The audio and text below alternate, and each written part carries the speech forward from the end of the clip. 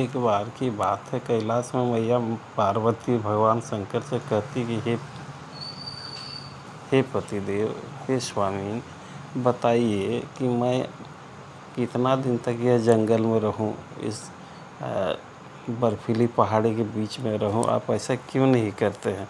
एक सुंदर सा महल बनाइए जहां हम लोग रह सकें, बाल बच्चा आराम से रह सके। कल हमारे भी बाल बच्चा होंगे तो क्या यही जंगल के बीच में रहेंगे? तो भगवान कहते, देखो देवी, जो भाग में नहीं रहता नहीं मिलता, यही हम ठीक है। अब महल के सपना मत देखो। मैया नहीं मानती, बोलती नहीं, हमारे लिए तो आप कुछ किए। तब भगवान समंदर के बीच में त्रिकूट पर्वत रख कर लंका, जिसको लंका आज कहा जाता है, वो बड़ी सुंदर सोने का एक महल बनवाते हैं। लेकिन भाग की बात देखिए, महल बना बड़ी सुंदर। अब उसमें जब रहने की बात आया तो बोले, भाई इसको में घरेली कराना चाहिए, प्रतिष्ठा कराना चाहिए। ठीक, अब किसको बुलाया जाए आचार्य बना के, पंडित बना के? तो उस समय के महान पंडित, महाज्ञानी में से थे रावण। उनको बुलाया गया। रावण आए, प्रतिष्ठा हुआ घर का, खूब सुंदर से पूजा पाठ हुआ। अब भगवान बोले कि भैया पूजा पाठ तो आप करवा दिए, अब बोलो आपको क्या चाहिए?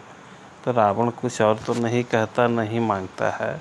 कहता है, हे प्रभु, हे देवादेव देव महादेव, अगर आप हमको कुछ देना ही चाहते हैं तो ये महल हमको दे दीजिए। भगवान बोले, लीजिए। अब ज़रा देखिए, भगवान पहले ही बोले थे कि देवी इसके लिए जिद मत करो, जो भाग में नहीं रहता नहीं मिलता, हम जहाँ है वही ठीक, इसलिए हमको दुखी नहीं होना चाहिए। लेकिन मैया बनवाई नहीं मानी। नतीजा क्या हुआ कि रावण मांग लिया और भगवान दे दी। इससे मैया क्रोधित हो गई और बोली कि जिस दिन मैं तुम्हारे लंका में आऊँगा रावण, तो तुम आज मुझसे छीने हो ये मेरा घर, हम तुम्हारा घर को जला डालेंगे। और यही हुआ।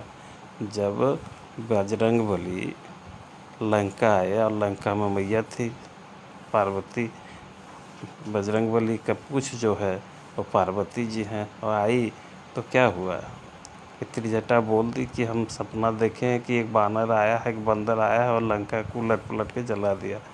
और सारा सोने के लंका को वीर बजरंगबली कैसा जलाए हम सब जानते हैं। उलट पुलट के एक तिनका को जला डाले, सोना के लंका को जला के कोयला बना दिए थे।